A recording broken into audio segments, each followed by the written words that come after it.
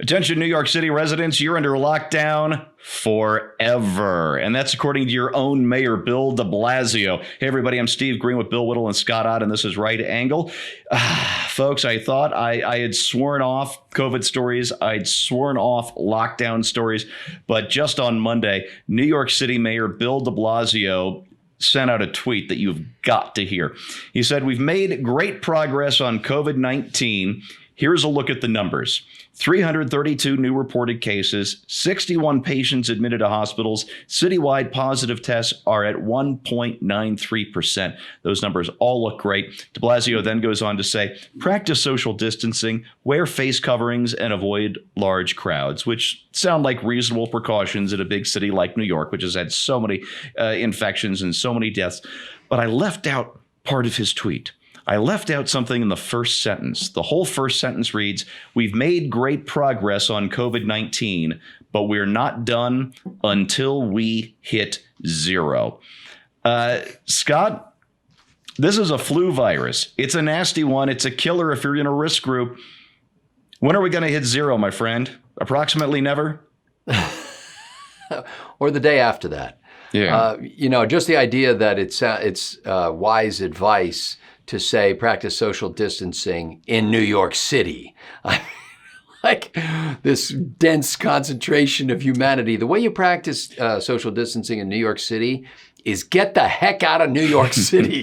Why would you stay there? And people are doing that as fast as they can. And as we did a show before, businesses are trying to break their leases so that they can get out of there. These guys are out of their depth. And I mean, these elected officials, mostly Democrats, because that's where the preponderance of the dense infection concentrations are. Just like pretty much every other bad thing that happens in our society, it happens in densely populated Democratic-run cities. And they really don't know what they're doing. And so in the nicest way possible, assuming the best possible motives on their part, I would just say to the people of New York, pay no attention to that man behind the curtain. I mean, he just doesn't know what he's doing. You don't have to listen to him. Just ignore him or get out of there or leave, because there's never going to come a point when COVID is not a thing. It will exist going forward. As Bill has said many times, this is just a new thing that we can die of or that we can at least get infected with. And it doesn't go away like that. And so at a certain point, you take the calculated risk where you say, you know what? We're going out in public. Yesterday, I had two people shake my hand, and I hadn't shaken hands with anybody in since I don't know when, March sometime. And they just did it so naturally and instinctively, and I responded like a human.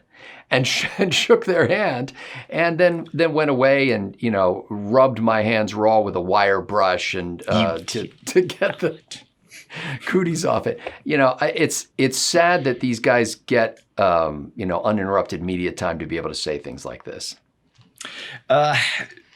Bill, years ago, I came across a concept, and I'm not sure if it's business or tech or both, called 5 nines, which means 99.999%.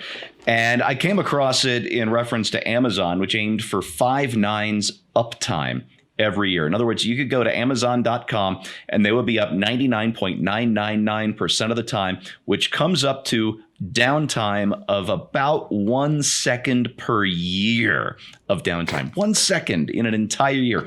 That's what 5 nines is.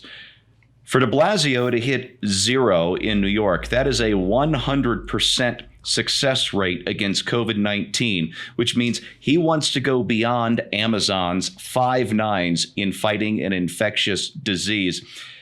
At what point do you think the people in New York City rise up and say enough? And I don't know, is it lamppost time for de Blasio?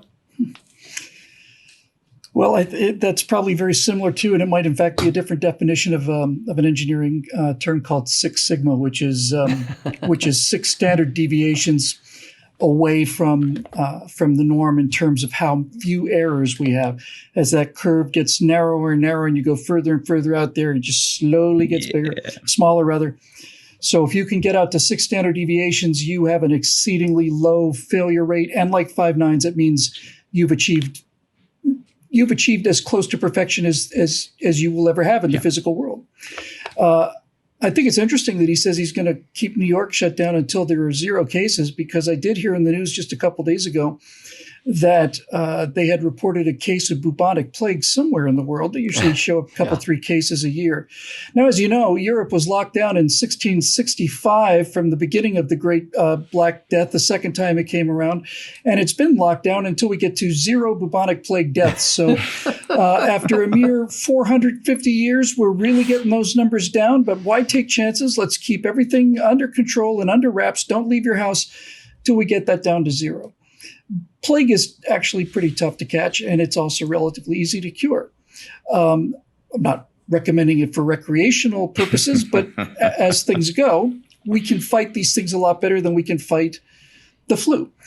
The Wuhan virus will never go away. It's with us forever, and it's going to kill people for the rest of time. We don't know how many, and we think the possibility of vaccines can reduce that number to hopefully just a few handful. But that's still a few handful, and it's never going away. And when you hear somebody say something like that, you know 2 things about that person. First of all, you know that they're idiots. You know that they're so fundamentally stupid that they actually do believe in this. That's how little the people who are charged with public health know about public health. And the second thing you know about somebody like that is that they are so unbelievably intoxicated with the power that they've been given. For them, at a whim, without any boundaries or laws or courts or oversights, for an individual like Bill de Blasio or Gavin Newsom, governor of California, or Eric Garcetti, the mayor of Los Angeles, millions of people are now at their mercy. And what I mean by that, Steve, is that California will reopen when Gavin Newsom pulls a handkerchief out of his sleeve and waves it. And that'll be the moment when we'll all know that we can come back out and live our lives again. And if he decides that he doesn't like the way things look, he'll pull the handkerchief out and wave it again, and everybody will go back to our self-imposed prisons. So what I would say to the people of New York is this: you have no control over when COVID-19 will be eliminated, because it will never be eliminated. But there is one thing you can do. You can vote this idiot out of office. That is something that has a timestamp on it. And if I was a New Yorker, I would be counting the seconds. Is he up for re-election in November? No, he's got 2 more years, and he's term limited. He'll never face the voters again. He'll get some lucrative, think tank job or MSNBC position after this. Bastard. Be lucky if he gets a job testing crayons. Yeah. Oh, boy. Yeah, folks, the hypocrisy just kills me. We've got photos of Bill de Blasio out there without his mask. Same thing with Andrew Cuomo and Newsom and all the rest. Newsom's taking weekends off to Montana or somewhere and just living the high life while he keeps California locked down. As one does, yeah. Glenn Reynolds likes to say something over at Instapundit about the climate panic mob. He likes to say that I'll believe it's a crisis when the people who keep telling me it's a crisis start acting like it's a crisis. And we certainly have that going on with the Wuhan flu, which, unless you are in a risk group, and probably multiple risk groups, is not much of a threat to you. Listen, there are only 3 things we need to do. This is very simple, and I don't know. Well, actually, I do know why. I'll get to that in a minute. There are only 3 things we really need to do. Protect yourself if you're at risk. If you're really obese, if you're old, if you have respiratory problems or a compromised immune system, yes, stay home, quarantine yourself. We've got to quarantine sick people as well, and keep those sick people away from the vulnerable people. Are you listening to me, Andrew Cuomo? And the third thing is for the rest of us to take sensible precautions. I was just down in the Austin area a couple of weeks ago, and I told my wife before I left, listen, I love your folks, but they're in their 70s. I'm not going to go see them, and you shouldn't either, until I've been back from Texas for 2 weeks, and we see if I catch this thing when I'm on the airplane or any of that. And that is a sensible precaution.